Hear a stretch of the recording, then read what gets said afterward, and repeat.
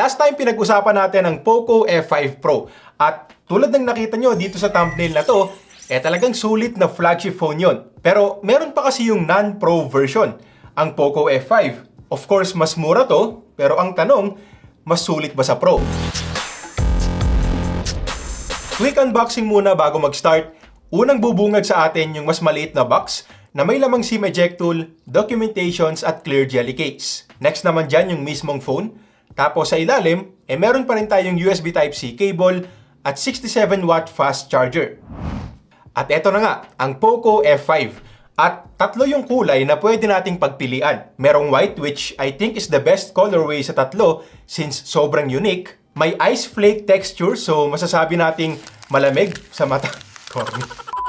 Meron ding kulay blue at itong nasa atin ngayon ay yung black na may carbon fiber na design. Medyo throwback to sa unang flagship killer nila na Poco F1 pero this time, glossy na yung finish at reflective na rin. Mas gusto ko sana kung matte finish pero maganda pa rin namang tignan. Manipis lang din, magaan, komportabling gamitin at tulad sa mga previous F-series nila, may official IP53 splash and dust resistance pa rin tayo dito. Medyo nakakalungkot lang dahil unlike sa last year's model, plastic na lang yung material na ginamit sa likod instead of glass. Side-mounted pa rin yung fingerprint scanner. Nasa baba lang yan ang volume rocker at yan na rin yung power button. As usual, mabilis, accurate at hindi talaga pumalya sa paggamit ko. Ang dami rin good news dito sa taas dahil unang-una, naglagay ulit sila ng headphone jack. Ang dami talagang nagre-request niyan. May IR blaster pa rin pang control ng appliances, noise cancelling mic, at secondary speaker. Tapos sa ilalim naman natin makikita yung SIM tray, dual 5G SIM cards ang pwede, but unfortunately wala ulit micro SD card slot. Yung primary microphone andyan din, USB Type-C port at yung primary speaker. Now, unahin natin dito yung display.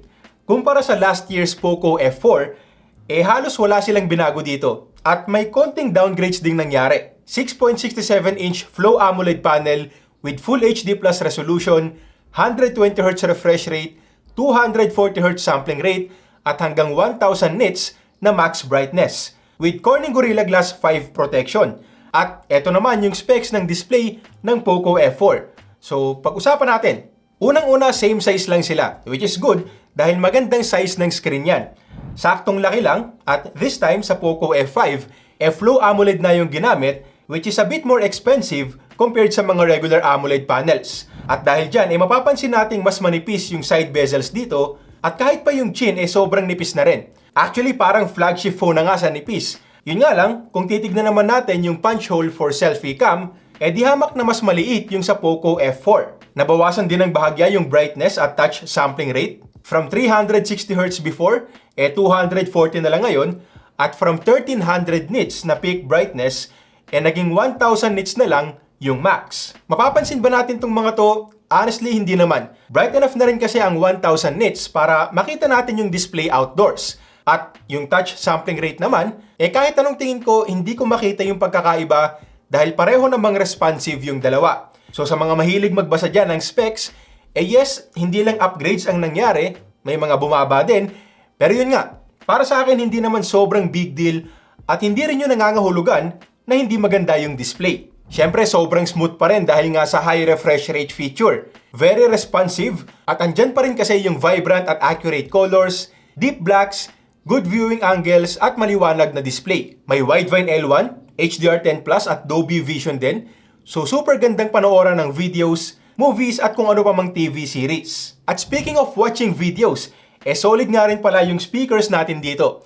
Malakas, klaro, well, hindi siya flagship level na tipong tatapat sa iPhone, pero pwedeng-pwede na pang sound trip sa inuman, mga ganun. Inuman talaga. 2 beses na yan! At masasabi kong one of the best na para sa presyo. Okay, so pag-usapan na natin yung performance. MIUI 14 based on Android 13 yung interface. So latest naman, at so far, wala naman akong na-encounter na issues. Tapos kung tatanungin nyo naman ako kung made-dead boot ba yan, well, time will tell pero wala namang ganong history ang F-series nila. Nagkataon lang talaga na meron sa ilang units na nirelease nila before. Mas malaki na rin yung RAM na ino-offer nila ngayon. Hanggang 12GB na yung physical memory, 256GB yung internal storage, tapos LPDDR5 at UFS 3.1 na rin, kaya mabilis din. Easy ang multitasking dito. Tapos kung sakaling kailangan mo, meron din silang dynamic RAM expansion feature. Virtual memory yan gamit yung internal storage. So possible na maging 19GB yung memory in total. Hindi nga lang para mag-expect na yung additional virtual RAM ay magpo-function tulad ng physical memory.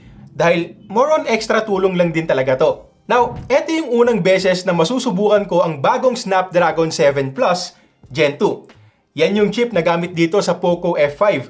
At medyo mataas ang expectations ko dahil maganda ang pinakita sa atin ng latest flagship chip na Snapdragon 8 Plus Gen 2. So sinubukan ko kaagad ang Antutu benchmark. At yes, ang taas ng nakuha kong score. Mahigit 900,000 points din. So mas mataas pa to kumpara sa MediaTek Dimensity 8100 ng Poco X4 GT. At yung ganitong klaseng score, mako-consider ko na rin talagang flagship performance.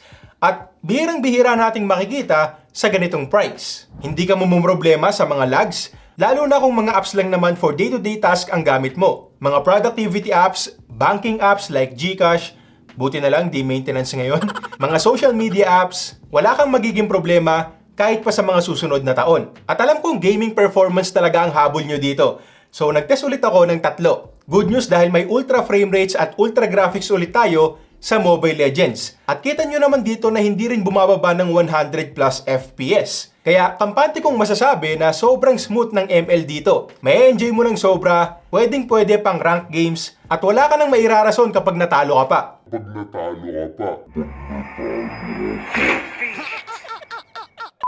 Sa Call of Duty naman andyan din yung max settings. Of course, meron ding gyroscope dyan, walang delay, hindi nyo kailangan mag-alala, at tulad lang din sa ML kanina, swabing-swabe rin yung game.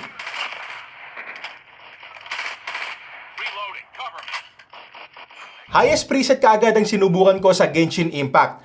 At good news ulit dahil kayang-kaya din yan nitong Poco F5. Nasa 50 plus FPS pa rin sa highest settings, kaya malalaro talaga ng maayos kahit pa alam naman nating mabigat talaga tong game na to. At maganda nga rin pala yung temps na nakuha ko.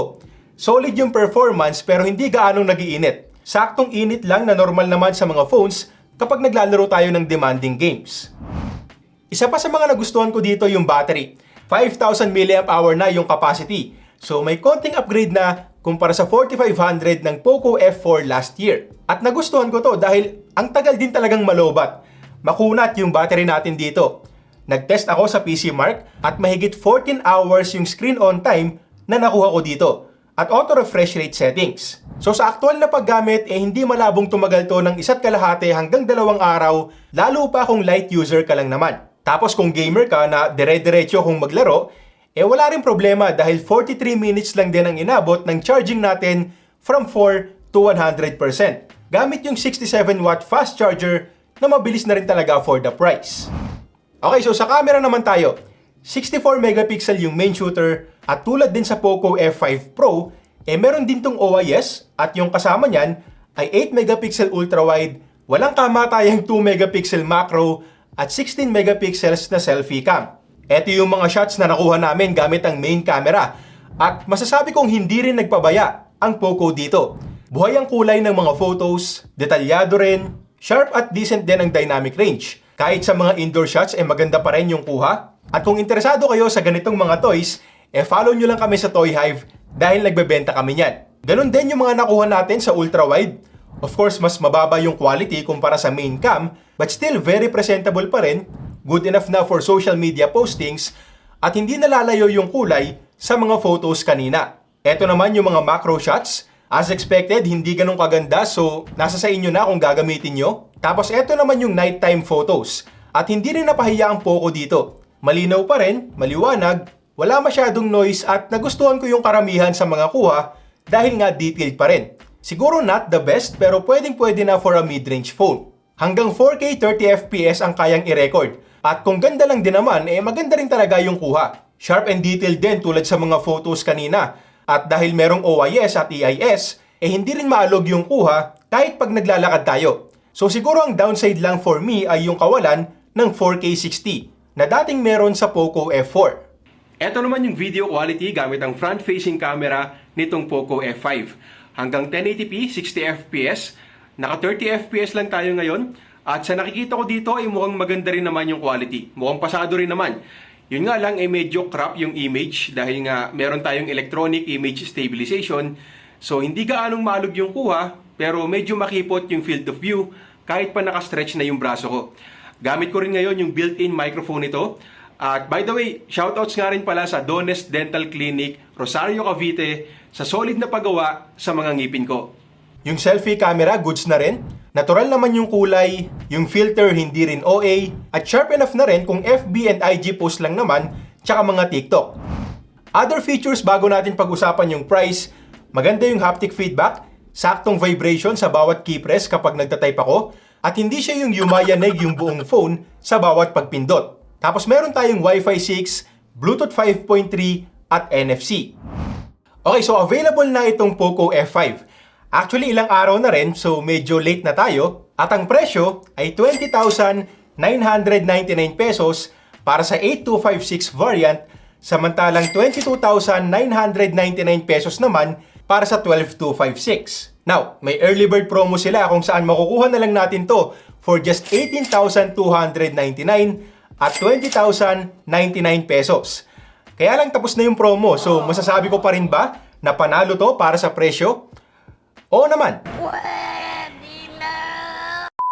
Unang-una, ang ganda talaga ng pinakita sa atin ng Snapdragon 7 Plus Gen 2. Ang ganda ng performance, hindi gaano nagiinit tapos hindi rin matakaw sa battery. Mabilis mag-charge, panalo rin yung display, yung speakers, yung camera pwedeng-pwede na lalo na't may OIS, so goods din kahit sa mga videos. So ibig sabihin, magandang all-around phone din to. Tulad lang din sa Pro version.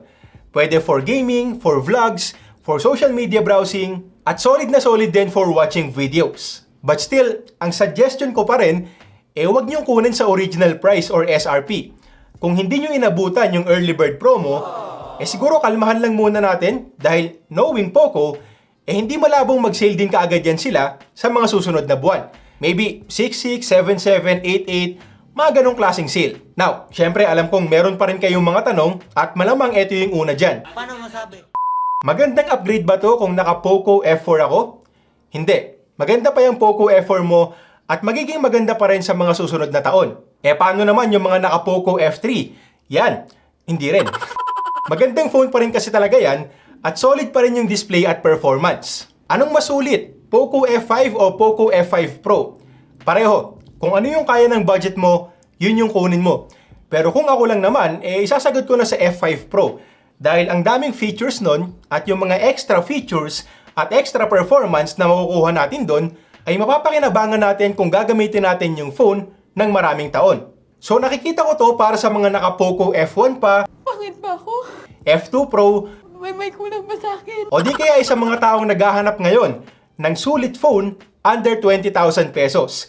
Dahil mahirap talagang talunin to sa ganyang presyo. Pagdating naman sa mga cons, minor lang naman at wala namang deal breaker. Plastic back na lang ngayon, dating glass yan. May konting downgrades na nangyari sa display tulad nga ng sinabi ko kanina. Micro SD card, wala na talaga. Tulad lang din sa karamihan ng mga mid-range phones. Nawala na rin yung 4K 60fps video recording.